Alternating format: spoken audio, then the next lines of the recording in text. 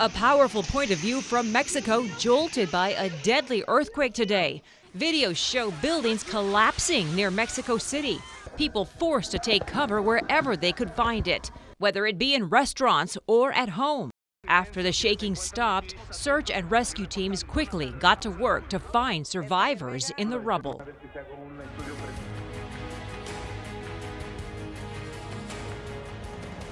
Good evening. The 7.1 magnitude earthquake in central Mexico has claimed the lives of at least 149 people, a number that will likely continue to rise. Damage is widespread in Mexico City, where several buildings collapsed, roads closed, and cellular communication has been difficult, as border correspondent Oscar Margain reports. That's right. And many people here are keeping the victims of the Mexico earthquake in their thoughts and prayers, including Texas Governor Greg Abbott and President Donald Trump, as efforts continue tonight to rescue people from the rubble and clear the areas that were damaged.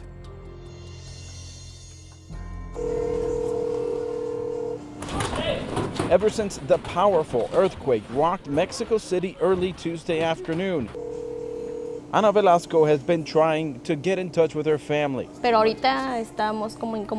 She says she had the same problem 2 weeks ago when another strong earthquake shook parts of South and Central Mexico. She wasn't able to reach her family until the next morning.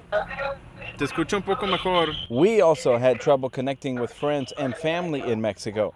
Text messaging seemed to be the most reliable medium. Those who were able to connect uploaded images of the effects of the quake that brought down buildings, interrupted businesses, and caused panic throughout the nation. Panic that Ana also felt here in Texas, not knowing exactly what her family is currently going through. The only news she's getting is what's spreading on social media. Like this video of Xochimilco, a popular tourist destination about 30 minutes from Ana's home. For the water to be waving the way it did, she says, it shows how strong the earthquake was felt there, something she had never seen before.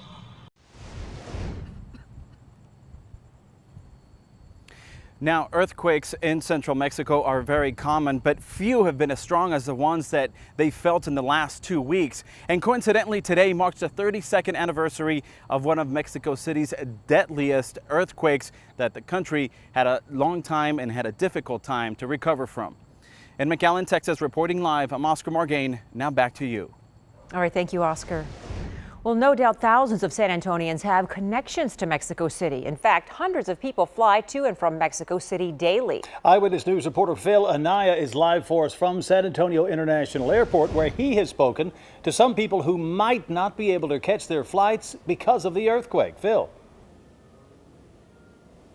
Yeah, well, Jeff and Sarah, flights to and from Mexico City has basically been a fluid situation all day. Initially, the airport there was shut down, and then officials said one terminal opened there. That way, authorities could assess the damage at the other terminal. Now, take a look at the departures board here at San Antonio International Airport tonight. There's one flight that has yet to leave. It's headed to Mexico City. It was supposed to take off about an hour and 15 minutes ago, and it's people on that flight that we spoke to earlier today.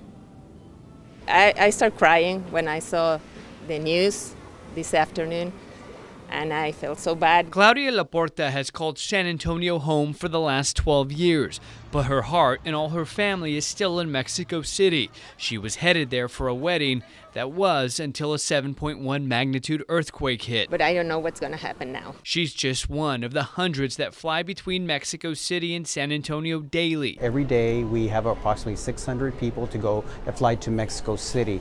No sé qué voy a ver cuando llegue a mi país. Edgar Esparza was on vacation in San Antonio. He's trying to fly back home to Mexico. His family is okay, but he's worried about the destruction he knows he will see when getting back. For Claudia, she feels helpless because she was living in Mexico City on this day 32 years ago when another earthquake killed thousands of people. The thing is, all my family is okay. My friends are okay. But I remember what happened in the '85. I was there in Mexico City also, and it's so sad. Wow. I feel really bad. So here's the big thing. If you have a flight headed to Mexico City, especially tomorrow or in the coming days, airline officials stress that you contact your airline and get the latest on any cancellations or delays. Reporting live from San Antonio International Airport, Phil Anaya, KENS 5 Eyewitness News.